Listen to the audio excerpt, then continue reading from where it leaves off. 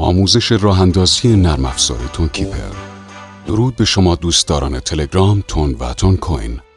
پس از نصب برنامه و ورود به اون، با این پیام خوشامدگویی و توضیحاتی در مورد برنامه روبرو میشیم.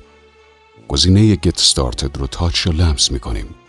در اولین گام لازم انتخاب کنیم که قصد داریم یک کیف پول جدید بسازیم و یا نیاز به بازیابی یک کیف پول داریم که در گذشته ایجاد کردیم. برای ایجاد یک کیف پول جدید، گزینه Create New Wallet و برای بازیابی یک کیف پول، گزینه Import Existing Wallet رو انتخاب می‌کنیم. همونطور که مشاهده می‌کنید، کیف پول ما همراه با آدرس منحصر به فرد و یگانه‌ای که در بلاکچین متعلق به ما خواهد بود، در حال ساخته شدنه. این فرایند ممکنه بنابر شرایط بستر ارتباطی شما و همینطور وضعیت شبکه کمی زمان بر باشه. خب، کیف پول ما با موفقیت ایجاد شد. در این مرحله از کاربر خواسته میشه کلمات محرمانه بازیابی کیف پول رو یادداشت کنه. دقت کنید که ترتیب قرار گرفتن واژه‌ها که در این بخش به شما نمایش داده میشه بسیار مهمه. بنابراین در درست نویسی ترتیب اونها و همینطور نگارش درستشون کوشا باشید.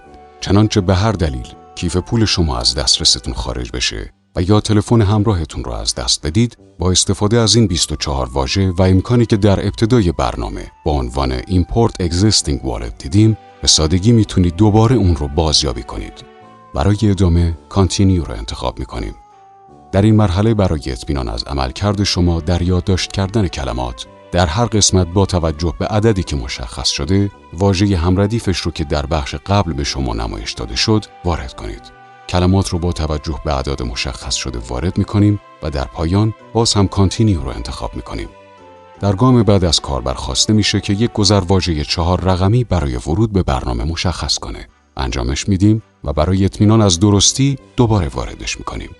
در بخش بعد امکان فعال کردن اثر انگشت هم وجود داره که در صورت تمایل میتونید اون را فعال کنید. با انتخاب Enable Fingerprint انگشت را روی حسگر اثر انگشت قرار میدیم و این امکان فعال میشه. پیامی که مشاهده میکنید نشون دهنده اینه که کیف پول رو به درستی و با موفقیت ایجاد کردیم. خب، کیف پول تون کیپر ما راه اندازی شد. در پایین برنامه گزینه‌های والت، NFT و Settings رو داریم. مقدار موجودی تون رو در صفحه اصلی برنامه میبینیم به همراه ارزش دلاری اون. همینطور ارزش روز این ارز در مقایسه با ارزش اون در چنین روزی در ماه گذشته. برای دسترسی به آدرس کیف پولتون کافیه گزینه ریسیو رو انتخاب کنید. اگر قرار پولی از طریق یک صراف یا کیف پول دیگه برای شما ارسال بشه، آدرس کیف پولتون رو از این بخش میتونید به اونها اعلام کنید.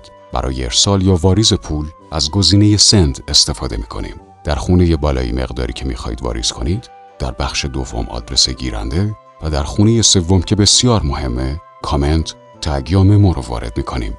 بسیار دقت کنید که دریافت کننده هایی مثل صرافی ها همیشه از شما میخوان که علاوه بر آدرس مقداری رو به عنوان کامنت یا تگ در این بخش وارد کنید. چنانچه یک NFT در بلاکچین تون از هر یک از مارکت پلیس ها یا بازارها مثل Get Gems خریداری کرده باشین، در بخش NFT به شما نمایش داده میشه. در قسمت تنظیمات یا Settings میتونید تغییرات مورد نیازتون رو که در این بخش در دسترس اعمال کنید. مواردی مثل ورژن برنامه، ظاهر اون و دیگر گزینه‌ها. امیدوارم این برنامه آموزشی برای شما سودمند بوده باشه. پیروز باشید.